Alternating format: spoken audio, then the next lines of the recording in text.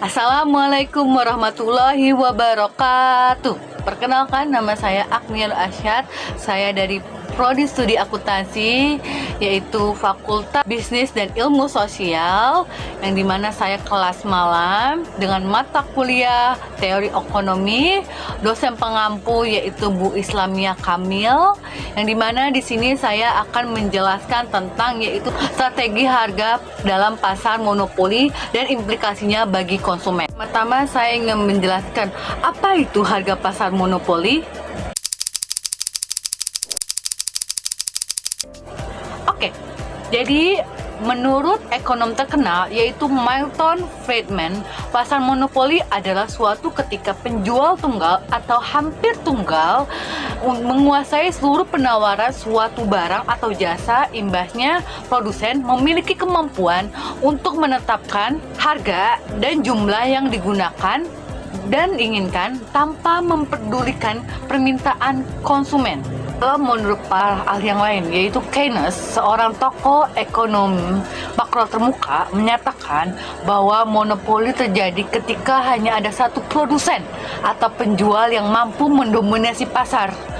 Produsen atau penjual ini pada akhirnya menentukan sejumlah mana suatu jenis barang atau jasa dapat diproduksi.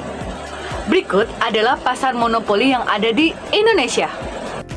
Yang pertama yaitu ada PT PLN, yaitu perusahaan listrik negara. Yang kedua yaitu ada PT Pos Indonesia, layanan pos nasional yang ada di Indonesia.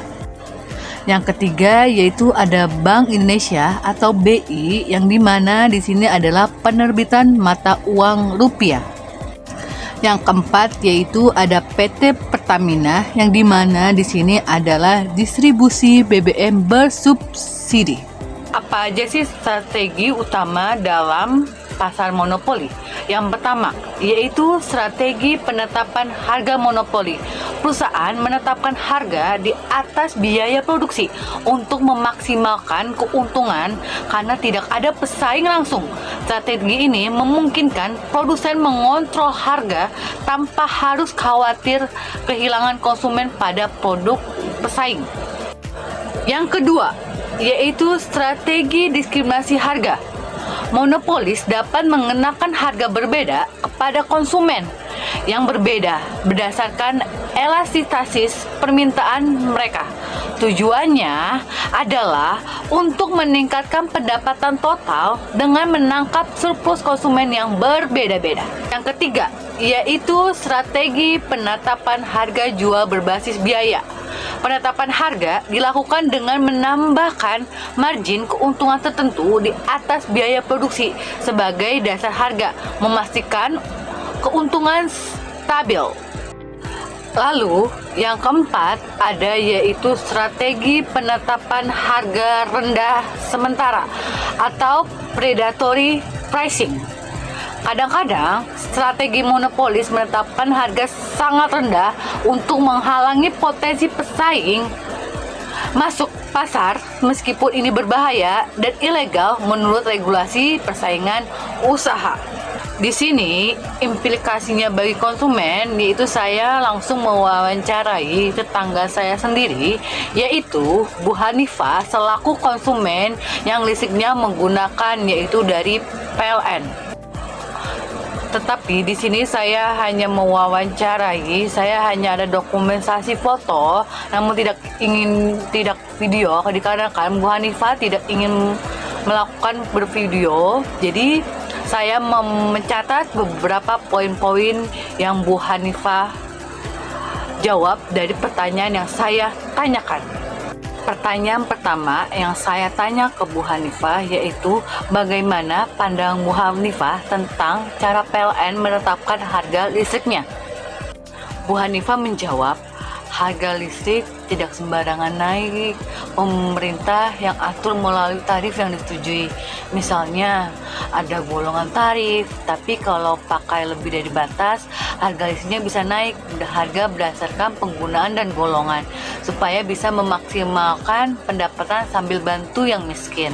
Saya bertanya, apa kegunaannya bagi Anda, bagi Bu Hanifah sebagai konsumen? Lalu Bu Hanifah menjawab, kadang bikin saya mikir 2 kali sebelum pakai listrik banyak. Kalau tagihan naik karena pakai AC terus bisa bengkak. Tapi di posisi positifnya, PLN bikin listrik jadi stabil dan murah untuk orang seperti saya. Bayangkan kalau ada persaingan liar, harga bisa lebih mahal atau sering mati lampu. Saya ingat dulu sebelum PLN kuat, listrik sering padam, mereka harus ikut aturan pemerintah, jadi harga tidak seenaknya naik.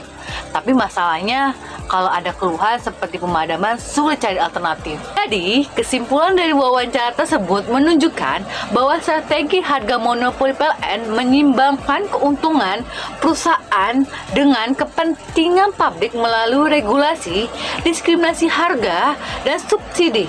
Namun, sering meninggalkan konsumen dengan tantangan seperti kenaikan biaya dan kurangnya pilihan. Berdasarkan laporan Kementerian Energi dan Sumber Daya Mineral 2023, PLN didorong untuk lebih inovatif, terutama dengan dorongan energi terbarukan, guna mengurangi beban konsumen dan meningkatkan efisiensi di masa depan. Cukup sekian presentasi video yang saya sampaikan.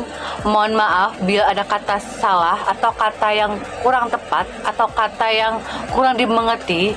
Saya masih belajar dan semoga hasilnya baik dan bisa bermanfaat untuk kalian semua. Saya undur diri, Agnia Nur Asyad, mengucapkan terima kasih. Assalamualaikum warahmatullahi wabarakatuh.